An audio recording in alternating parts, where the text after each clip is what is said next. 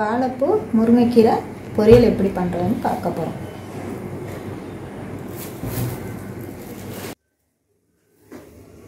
இப்போ வாழைப்பூவு மோரில் ஊற வச்சு கழுவி வச்சுருக்கேன்.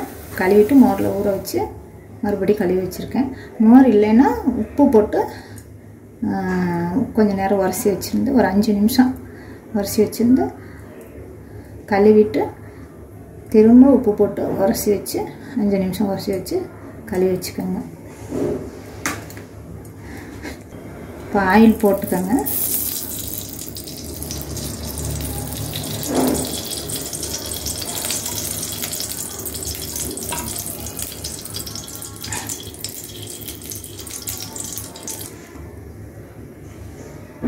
ரெண்டு டேபிள் ஸ்பூன் ஆயில் போட்டுக்கோங்க.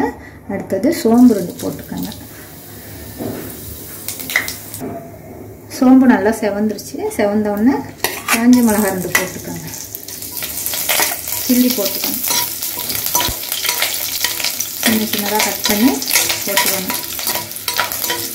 வெங்காயம், அதாவது கீரை போடலைன்னா வெறும் வாழைப்பூனா வெங்காயம் போடக்கூடாது. முருங்கைக்கீரை போடுறோம்னா வெங்காயம் போடணும். ஒரு வாழைப்பூவில் பாதி தான் எடுத்துருக்கேன். இந்த பாதிக்கு உப்பு நிறைய போடக்கூடாது.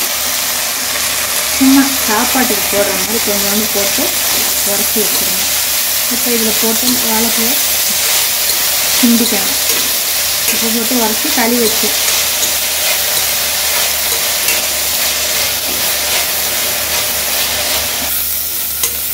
வாழைப்பூ ஒரு 5 நிமிஷம் தனியாக வேகணும். வெந்ததுக்கப்புறம் நல்லா புழிஞ்சிட்டு அள்ளி போடணும். போட்டு அடுத்தது கீரையை நல்லா புழிஞ்சிட்டு அள்ளி போடணும். முருங்கைக்கீரை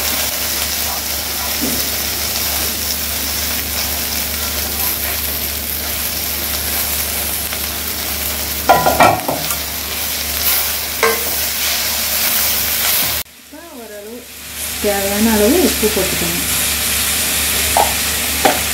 வாழைப்பூலையும் உப்பு போட்டு தான் அலசணும். லைட்டாக தான் போட்டேன். இந்த கட்டி கட்டியாக இருந்துச்சுன்னா இப்படி உடச்சி வச்சுக்கணும். அப்போ தான் 2 சேர்ந்து வேகும். கீரை போட்டோன்னே எப்போயுமே கட்டியாக தான் வரும் முருங்கைக்கீரை. இப்போ நல்லா கீரை சுருங்கினதுக்கப்புறம் நல்லா வெந்திருக்குல ஓரளவு. வெந்ததுக்கப்புறம் உப்பு கொஞ்சம் வாயில் போட்டு பார்த்துக்கங்க. லைட்டாக பத்தலைன்னா போட்டுக்கலாம். தேங்காய் பூவை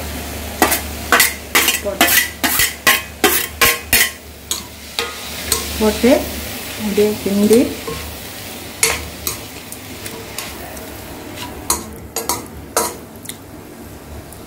இறக்க போகும்போது தேங்காய் பூ போட்டு கிண்டி இது மாதிரி அமுக்கி ஒரு தட்டு வச்சு மூடி வச்சுருங்க. மூடி வச்சிட்டிங்கன்னா வேகாமல் இருந்தால் கூட அந்த சூட்டில் வெந்துடும். நல்லா அமுக்கி வைக்கணும். இப்படி அமுக்கி வச்சு வேக வச்சு மூடிடணும். இறக்கிடணும். அடுப்பை ஆஃப் பண்ணிடணும்.